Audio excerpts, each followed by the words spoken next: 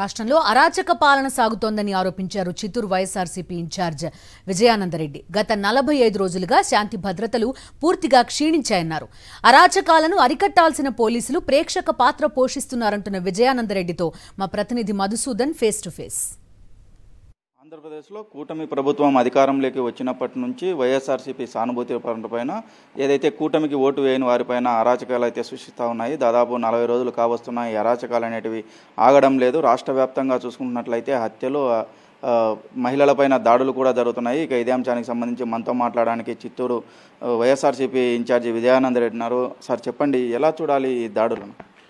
ఈరోజు ప్రజలు వాళ్ళకు మ్యాండేట్ ఇచ్చారు. 5 సంవత్సరాలు ప్రజలకు సుపరిపాలన అందిస్తే మేమందరం కూడా స్వాగతం పలికి గొప్పగా చెప్పేవాళ్ళం. అటువంటిది కొత్త ఒరవడి తీసుకొచ్చారనమాట. బీహారు, యూపీలో ఉండేలాగా భౌతిక దాడులు, విధ్వంసాలు, ఆస్తులు ధ్వంసం చేయడం, ఇటువంటివి సంప్రదాయం ప్రజలకు కూడా మంచిది కాదు. ప్రజలకు మనం ఇచ్చే సంకేతం కూడా కరెక్ట్ కాదు, విధ్వంసాలు ధ్వంసం అనేది.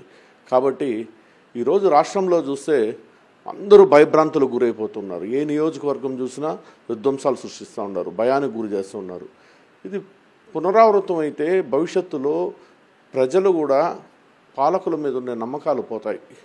ప్రజలకు మనం శాంతియుత పరిపాలన వల్ల కానీ విధ్వంసాలు సృష్టించి భయభ్రాంతులు గురి చేస్తే ప్రజలు కూడా విశ్వాసాన్ని కోల్పోతారు. రాష్ట్రం మొత్తం అందరూ కూడా పోలీసులందరూ కూడా ప్రేక్షక పాత్రే చూస్తున్నారు. ఎక్కడ కానీ ఎవరైతే దాడులు చేస్తారో వాళ్ళ మీద కేసులు పెట్టడం లేదు, ఎవరైతే దెబ్బలు తింటారో వాళ్ళ మీద కేసులు పెట్టి వాళ్ళని హరాస్ చేస్తున్నారే తప్పితే ఈరోజు చిత్తూరులో తీసుకుంటే దాదాపు ఒక 25-30 ప్లేసుల్లో కార్లు పగలగొట్టడం, బిల్డింగ్లు పగలగొట్టడం, అద్దాలు పగలగొట్టడం, భౌతిక దాడులు ఇవన్నీ చేశారు. కానీ ఇంతవరకు ఒక్కరిని కూడా అరెస్ట్ అనేది కూడా చేయలేదు.